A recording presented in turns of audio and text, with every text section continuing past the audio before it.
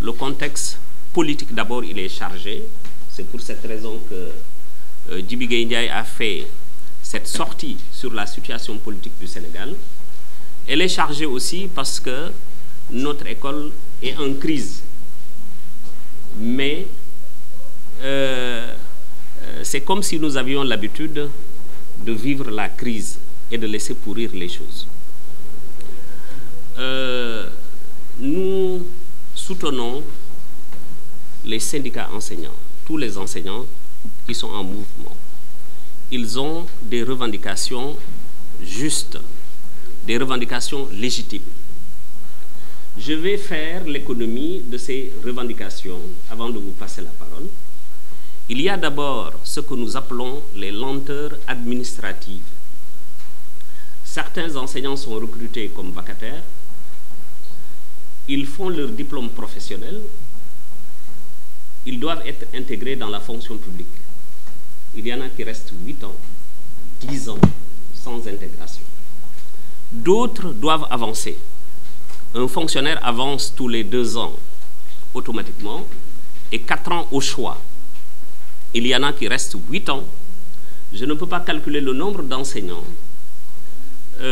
qui me disent que je suis resté 10 ans sans avancer, 8 ans sans avancer, 6 ans sans avancer. Si vous avancez, cela a une incidence sur votre salaire.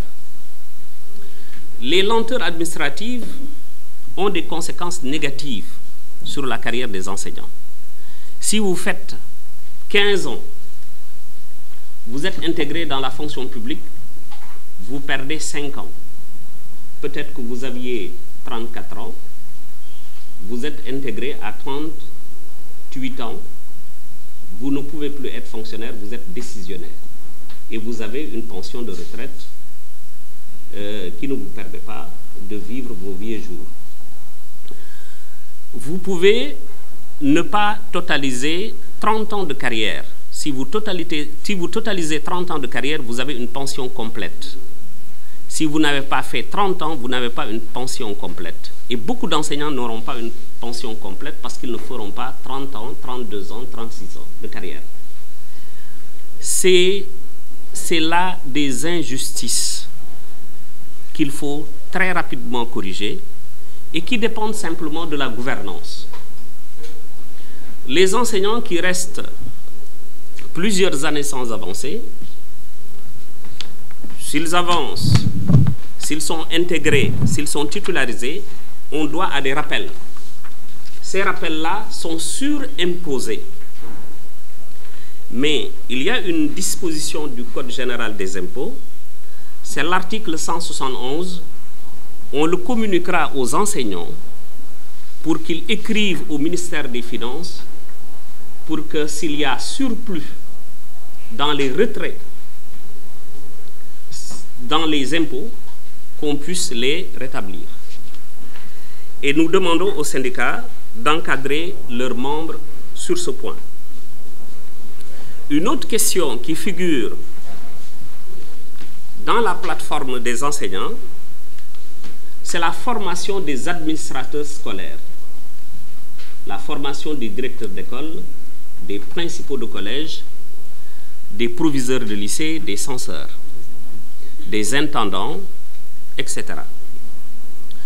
Selon un rapport de l'UNESCO, les 30 dernières années de recherche sur la performance des établissements scolaires et sur les facteurs d'amélioration de la qualité menées principalement dans les pays développés, anglophones, ont établi que la qualité des directeurs est le premier facteur de performance des établissements scolaires. Le chef d'établissement est le premier facteur de performance. Il ne saurait en être autrement. Quand on sait que c'est à lui qu'on impute la responsabilité du climat au sein de l'établissement. C'est à lui qu'il revient de favoriser le vivre ensemble dans toutes ses composantes, de créer et consolider un équilibre harmonieux en faisant respecter les droits et obligations. Selon toujours ce rapport, il est admis que c'est au chef d'établissement de conduire le projet pédagogique général, de gérer des ressources financières, des ressources humaines, mais surtout les aspérités, les conflits entre les membres de la communauté éducative.